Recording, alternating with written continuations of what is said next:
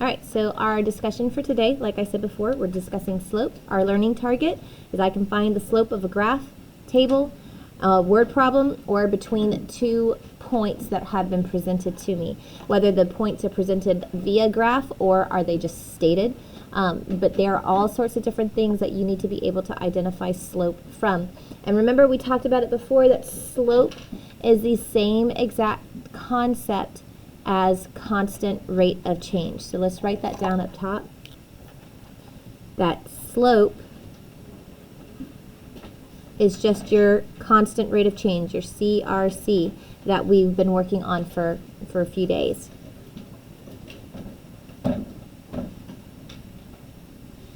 Okay, those things are absolutely identical. So when we talk about slope, we talk about it with the words rise over run.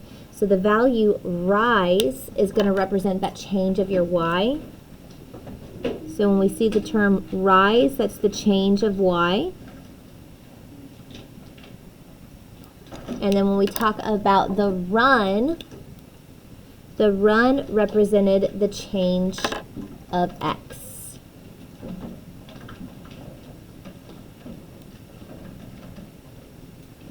Okay, and we put them in a fraction form most of the time. Sometimes they might have it displayed as a decimal, but for the majority of it, it will be displayed as a fraction. One thing that's really important for you to understand, though, a mixed number is not the same thing as a fraction. You will never see slope written as a mixed number. Slope is only going to be written as a fraction or a decimal. Even whole numbers are still considered to be fractions. So if I say a slope is 9, that's the same thing as saying 9 over what? 1.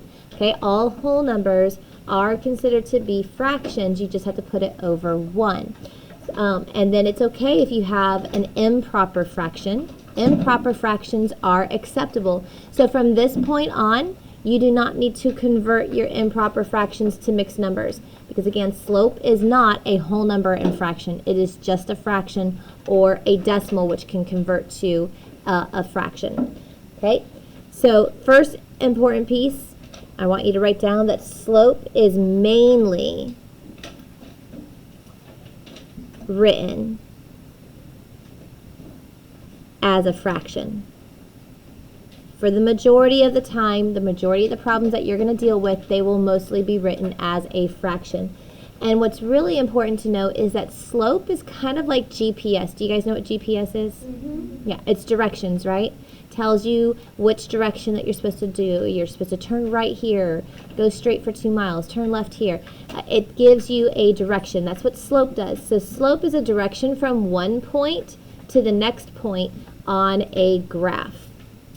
Okay, because all equations can be graphed. And remember, we've talked about linear equations. Linear equations are straight lines. They have a slope or constant rate of change. Okay, so the slope is just considered to be the direction that you would take from one point to the next.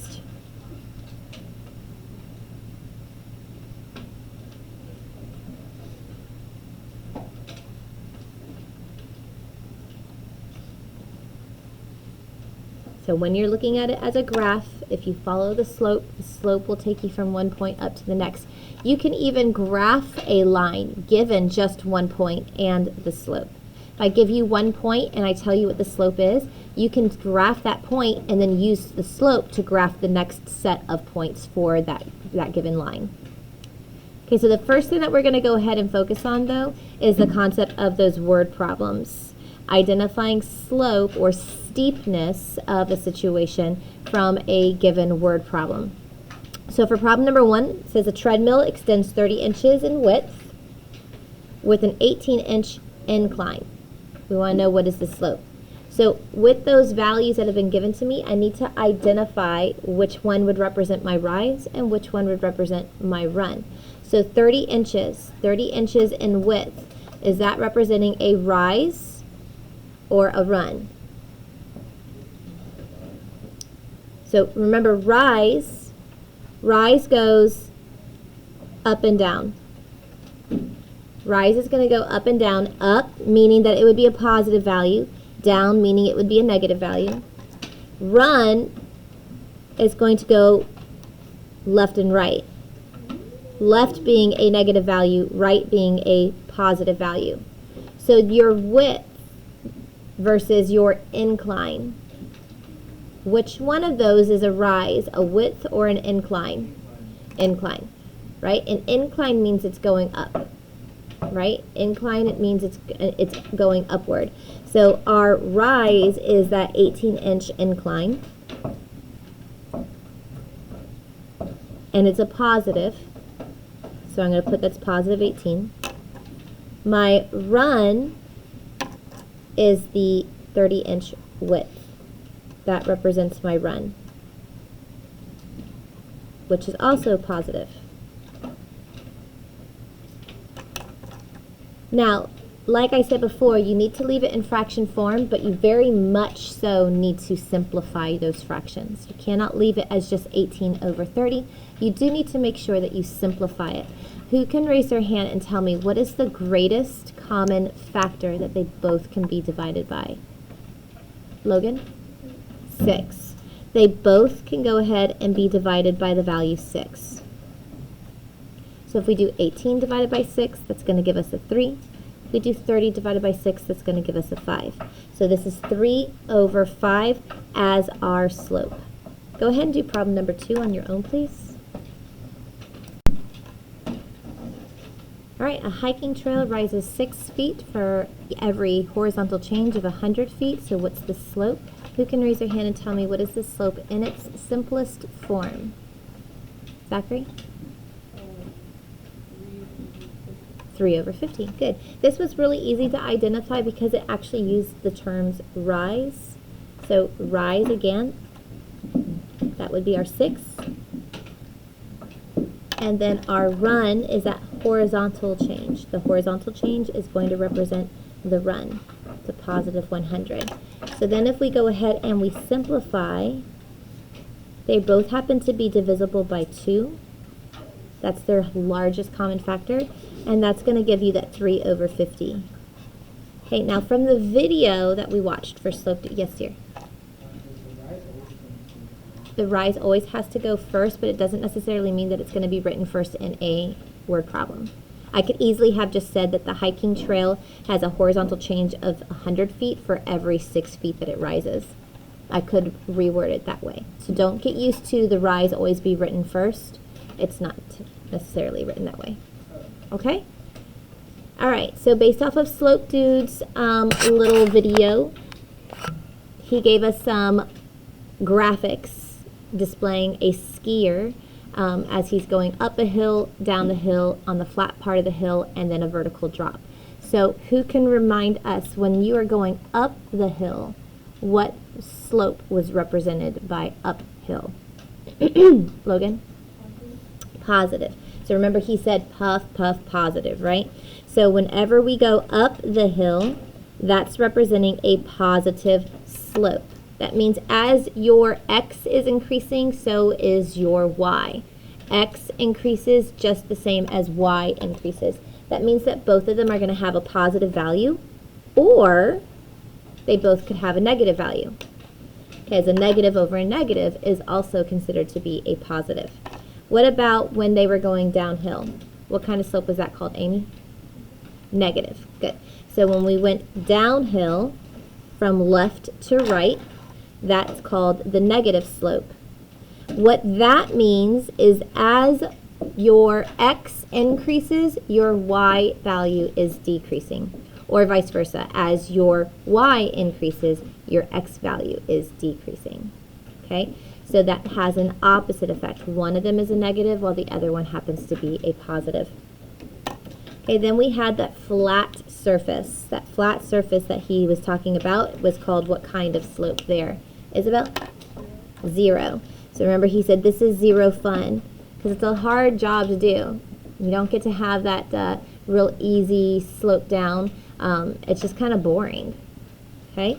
And then the last one, what was that horrible curse word that he discussed? Andres?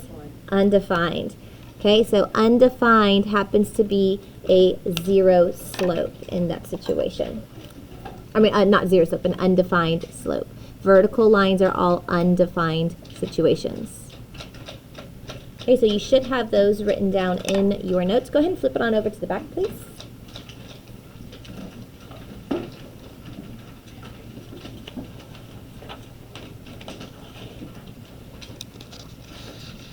All right.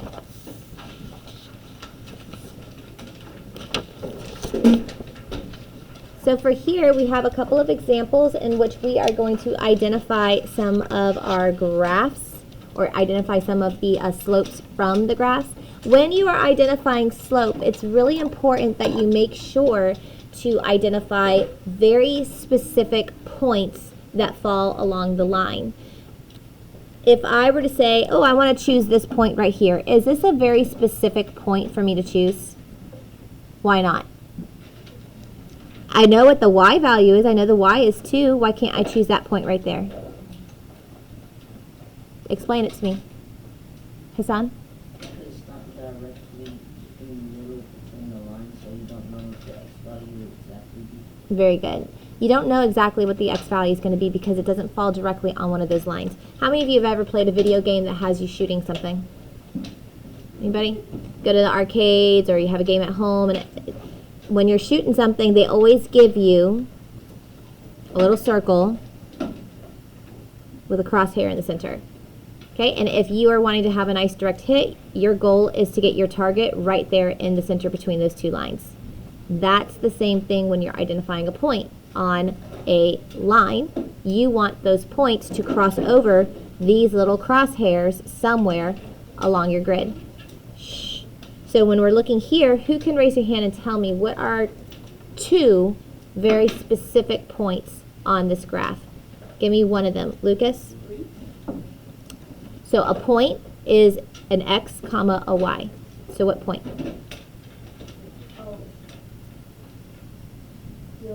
0, 3. 0 meaning that you're not going anywhere for your x. 3 meaning that you're just going up for the y. You need to make sure you know how to relate your points. What's another point on the graph? Henry? 2, 0. Very good. 2, 0. Okay, this is representing 0, 3. This is representing 2, 0. Okay, so those are points on our graph. Now we have other points as well. In fact, I have one right here at 4 and negative 3. I've got another one located right there. So you could pick any point that you would want in order to be able to identify the slope. The slope is the same no matter which 2 points you pick.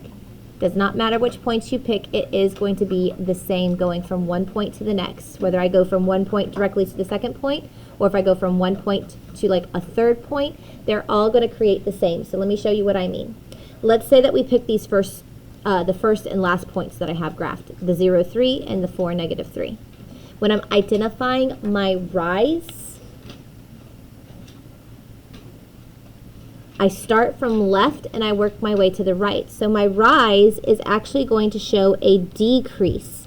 But what is it decreasing by?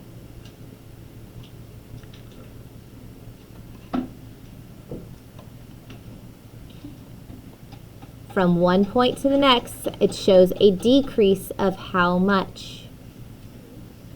Say it louder. What'd you say? I didn't say nothing. No, whoever spoke. Was that you, Leah? No. Who's? I said 6. I didn't know if you were wrong or not. It's 6. Yes. You're showing that it's decreasing by 6. You go 1, 2, 3, 4, 5, 6. You're having a decrease of 6. So your rise is going to be a negative value, a negative 6. Guys, if you don't start responding, I'm assuming that you must already know it all, and therefore I'm going to give you a quiz. So please make sure that you are actively participating. Fatima, I need your head up. Thank you. Our run goes left to right. So from here, from this point, what is our run going to represent? Richard.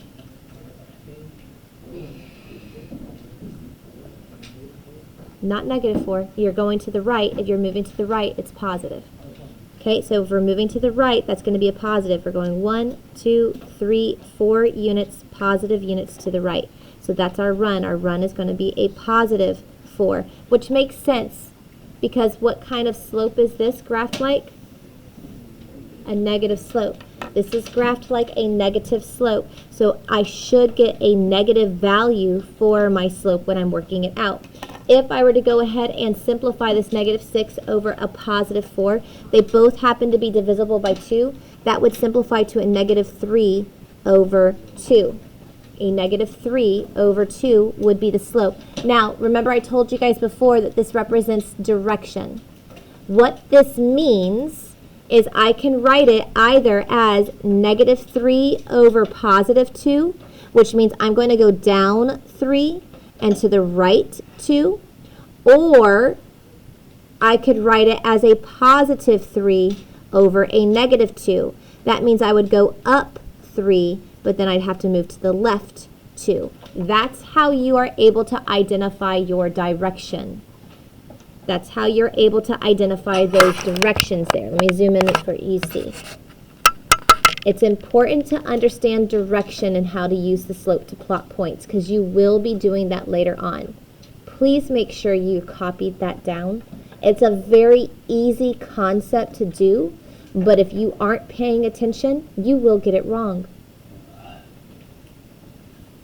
And I think I'm going to start having to collect your notes up as part of a grade in class because some of you are choosing to not take notes and that's why you're not doing well. So make sure that you are copying your notes because I might do a random note check. Oh man, it's unfortunate. I've never had to do that before, but your class seems to need it. Now, like I said before, it doesn't matter which points you choose. You can use either one of the points to get to it. Can I ask you a question though? What do you see? What did I just create here? An L, but when it's connected to this line, it looks like a what? A triangle. What type of triangle? A right triangle. So notice that the side measurements we've got, yes, I know I wrote negative, but this is a side measurement of 6 and a side measurement of 4. I'm going to create another right triangle, again, to show you that it is the same. Let's say I start at the bottom point, and I'm going to work my way up to the center point here.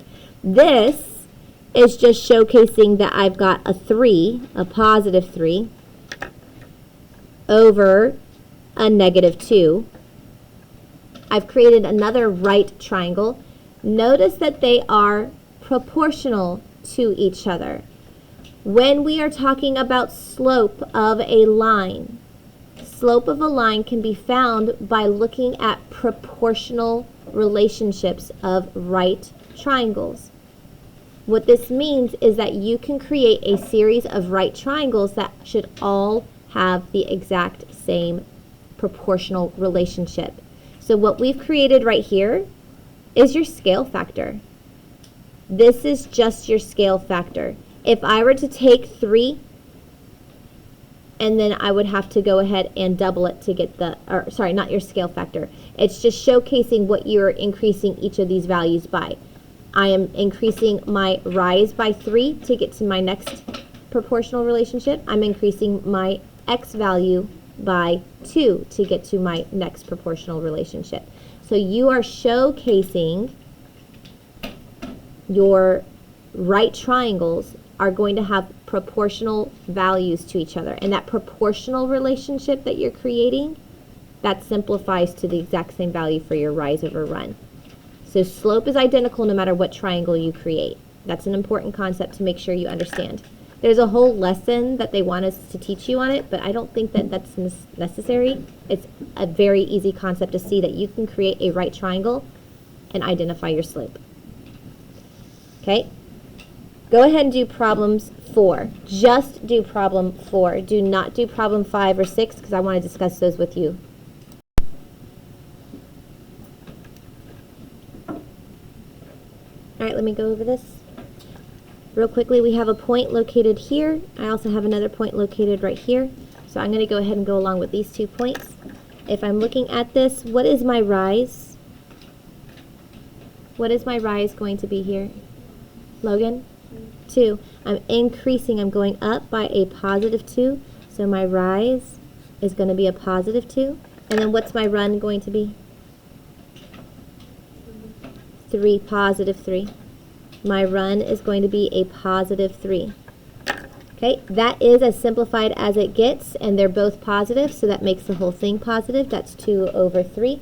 Just to keep in mind, that means that you are either going to go up 2 and then to the right 3, or you're going to do the direct opposite, down 2 and then to the left 3.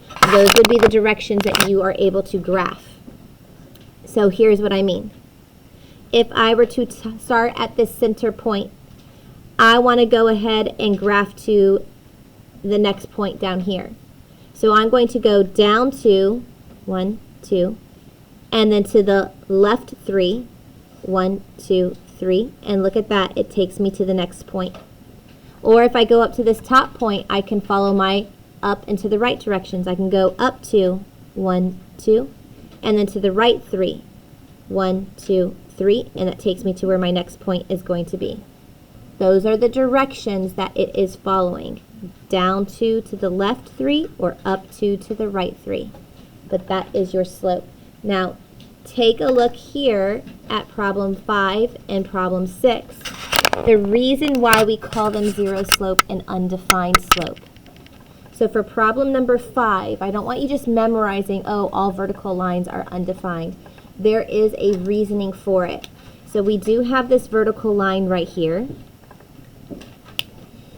If I were to identify my rise, I just need to pick 2 points on the graph. So I'm going to go ahead and pick this point and maybe this one right here. I'm just going to pick those 2 points.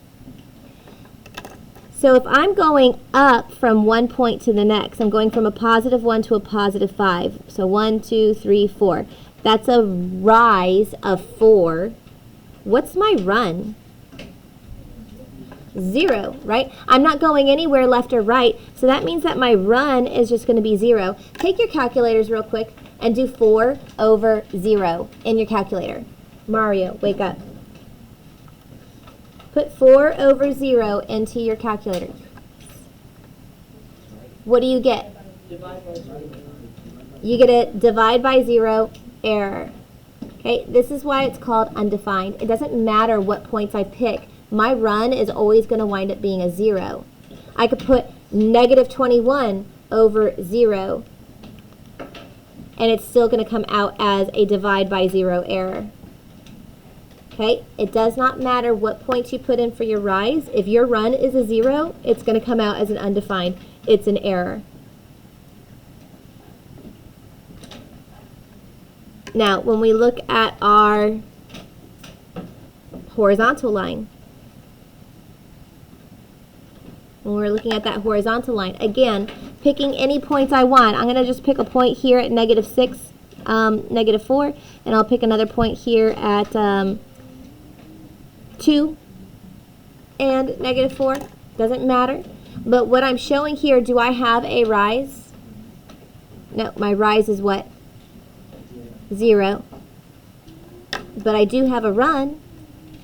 Okay, in this case I'm going 2, 4, 6, 8. My run is 8. Go ahead and type 0 over 8 into your calculator and tell me what you get. Type 0 over 8. Andres? 0. You get 0. Okay, it doesn't matter what your run's going to be. Your run could be 50 million. If it's 0 over 50 million, it's still going to be 0 as your slope. So those horizontal lines, that's the reason that they're called zero slope. Okay, go on to the next page.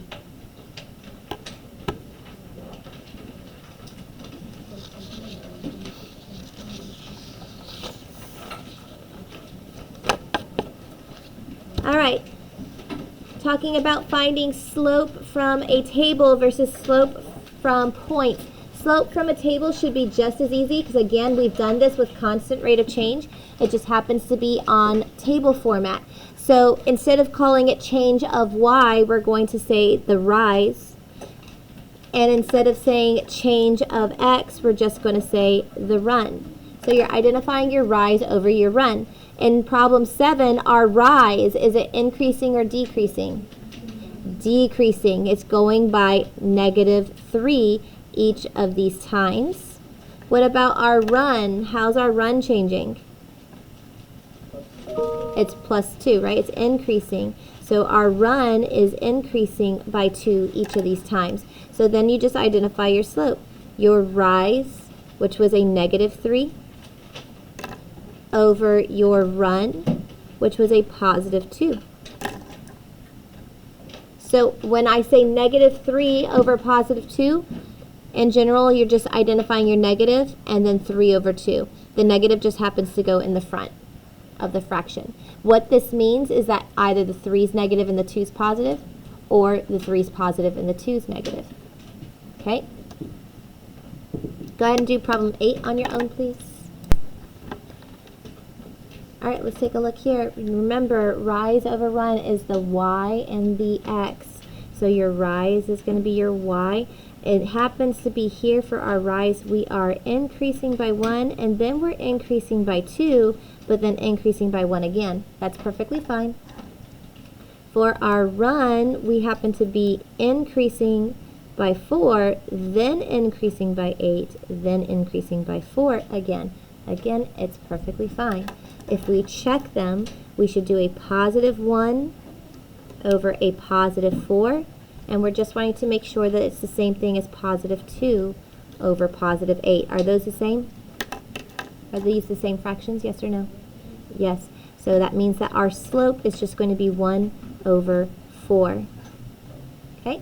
Now, slope formula, like I said before, sometimes they're giving you a graph, sometimes they're not going to give you a graph, but you do need to understand how to find it based off of 2 points given to you.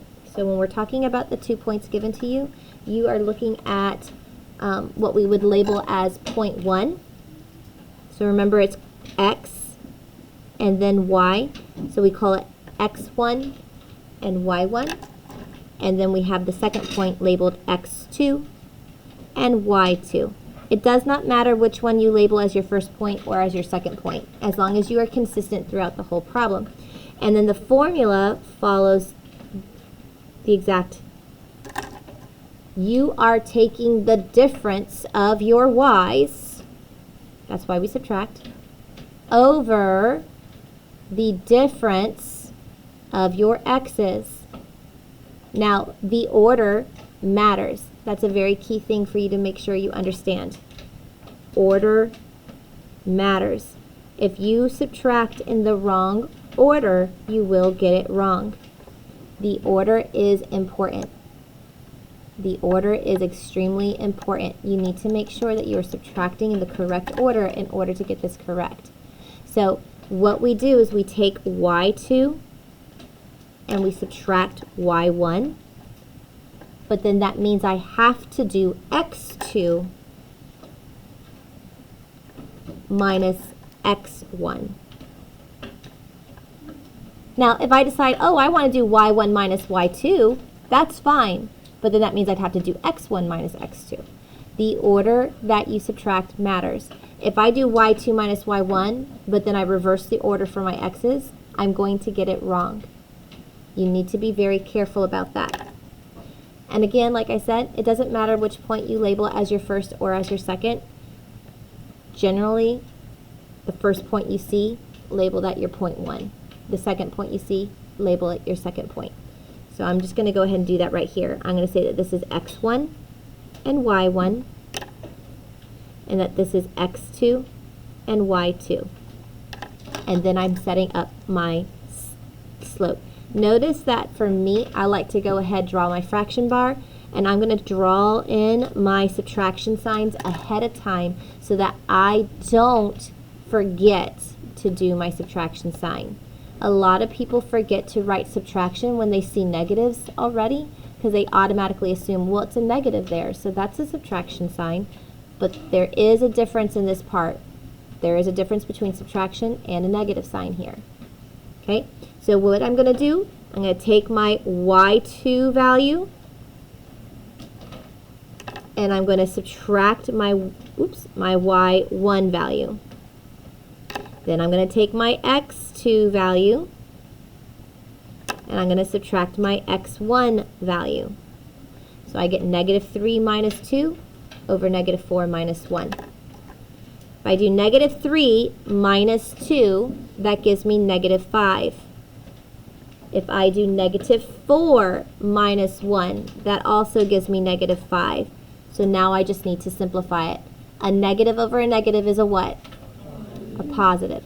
5 over 5 is a 1. Okay, so there's our slope. Our slope is just a positive 1. Go ahead and do problem 10 on your own, please.